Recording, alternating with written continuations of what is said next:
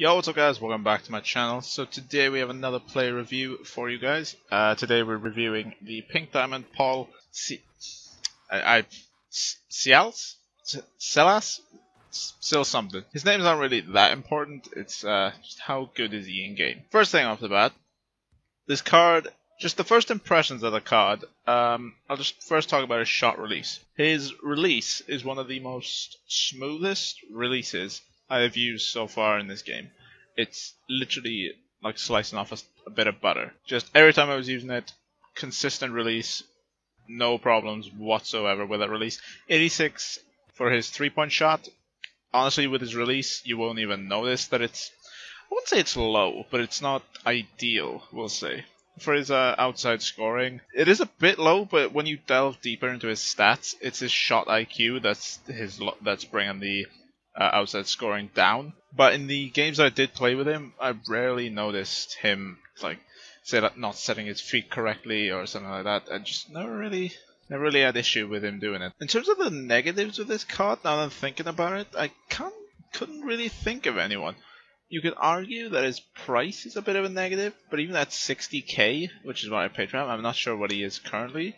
But he was 60k at the time of the recording. But in terms of positives, this guy just leaks with them. He's incredibly fast. If you could compare him with one NBA player currently, you could argue LeBron.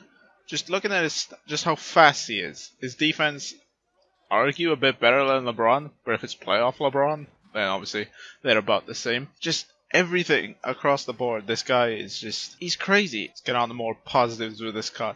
So, his rebounding. Now, this guy is 6'7", so he's not the smallest, but he's definitely not the tallest player.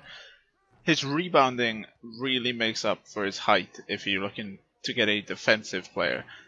He's very strong in the air, very high rebounding stats, 92 vertical as well, so he has leaps for days. So if you're looking for a good defensive small forward, you could use him in a power forward, but I would recommend him use him in a small forward position, just mainly because he's not the tallest. So if he comes up against Kristaps, for example, he may struggle with that.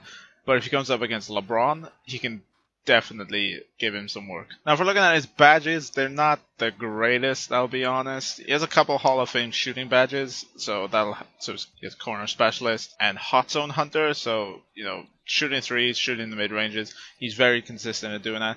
Driving, I didn't really drive with him that much. Obviously, being a power forward, driving, you know, his dunking, his layups, they're going to be great. But he didn't really posterize anyone for what he does have contact finishers, so posterizing is definitely an option. But mainly where this guy shines is obviously in his defense. He has 16 Hall of Fame badges.